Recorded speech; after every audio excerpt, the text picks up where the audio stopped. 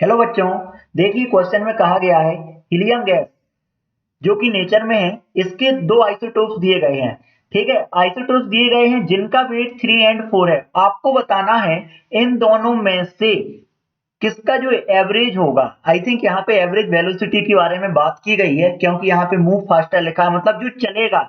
ठीक है ना, कौन सा फास्ट रेट से चलेगा, और चलेगा तो क्यों चलेगा। तो देखिए जरा, अगर मैं बात करता हूँ इस क्वेश्चन के लिए, तो इस क्वेश्चन के लिए मैं डायरेक्ट बोल सकता हूँ आपसे कि आपके पास हीलियम गैस है। कौन सा गैस है? Helium gas. और यहाँ पर हीलियम के लिए आपके पास दो आइसोटोप दिए गए हैं। हीलियम के लिए आपके दो आइसोटोप दिए गए हैं। ठीक है, एक आपके पास 3 है और एक आपके पास 4 है। तो हम सब जानते हैं कि आपके पास जो एवरेज स्पीड होता है काइनेटिक थ्योरी ऑफ गैसेस में, वो आपके पास होता है under root of 8 RT by pi m. Under root of 8 RT by pi M.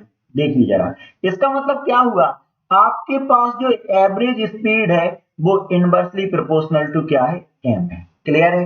अब यहाँ पे क्वेश्चन में आपसे क्या कहा गया है कि आपके पास आइसोटोप दिए गए हैं, और हम सब जानते हैं आइसोटोप, आइसोटोप मींस आइसोटोप्स आपके पास ऐसे एटॉमिक होते हैं जिनका आपके पास एटॉमिक नंबर तो सेम होता है, एटॉमिक नंबर सेम हो, बट एटॉमिक मास क्या है? डिफरेंट है। ठीक है, एटॉमिक मास क्या है आपके पास? डिफरेंट। ये होता है आपके पास। तो एक चीज मुझे बताइए, यहां से आपको देखने से पता लग रहा है कि आपके पास एवरेज स्पीड जो है वो इनवर्सली प्रोपोर्शनल टू एम है। अगर पहले वाले के लिए अगर मैं बात करूं, तो V1 is inversely proportional to m, M1। और दूसरे वाले के लिए बात करूं तो क्या लिख सकता हूं? V2 is inversely proportional to M2। अब देखिए जरा, यहाँ पे आपके पास 3 एंड 4 दिया गया, तो जिसका मास ज्यादा उसके लिए स्पीड कम। मतलब क्या लिख सकते हैं कि आपके पास V1 ग्रेटर देन V2 होगा। क्लियर? इसका मतलब क्या होगा? आपके पास जिसका एटॉमिक वेट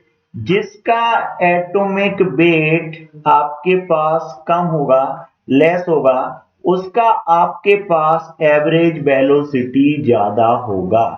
ठीक है, एवरेज वेलोसिटी क्या होगा? ज्यादा होगा। और वो मूव करेगा, वो किससे करेगा? फास्टर रेट से मूव करेगा। Hope you understand the solution. Thank you.